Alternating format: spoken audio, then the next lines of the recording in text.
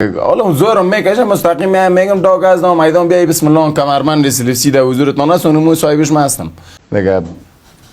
یکی از بهترین هاست درک از نمیتونم با این مقام شهرت رسیدیم نه پیسه دوستم رسیدیم نه از پیسه دیگه فلانی عجیب خود از این 50 روپیه و 100 روپیه که آقایم برام از اونم کتاب فروشی داده ما تا این میال رسانیم خودم میال هم میدرنگانم مسابقه میکنم بس بسیار بالا میخواین در مقابل ما بیان نام کشی کنن نه من افغانستان برام من کلا مرا دوست دارم مشناسن در صفحات مجازی بری ببینی میال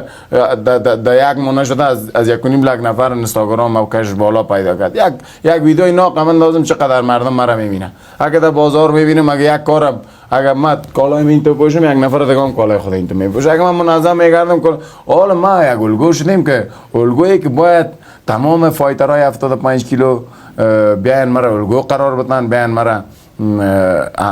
تشویق کنن بازم در کنار ما باشن اما برشان یک گپ میزنیم که در مقابل ما به حساب ای ظاهر نشن که مثال خود بالا بگیرن هر کدام از اینا میگم اگه تک از اگه باز محمد است اگه فلان از بسنان از کلش ما برات بگویم نه اگه میان قدیم مسابقه میکنن خب ما قهرمان هستم هم زدنی هستم هم جیزگر گفته هم کمربند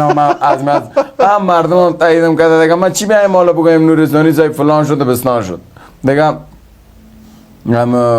چیزی که ایان از چی حاجت به بیان از جناب نورستانی صاحب قهرمان فعلا یک دانه است او هم دمی 75 کیلوی افغانستان او هم واحد نژند است که کمربند داره مو بدر قای کمربند چی مانه اون قهرمانی اونم کمربند است که سعی که طرفم خنده داره بوکس از پالوانی جیجیسوس یا جما یخی کنار میمانم من گوزاری میارم میبرم خلاص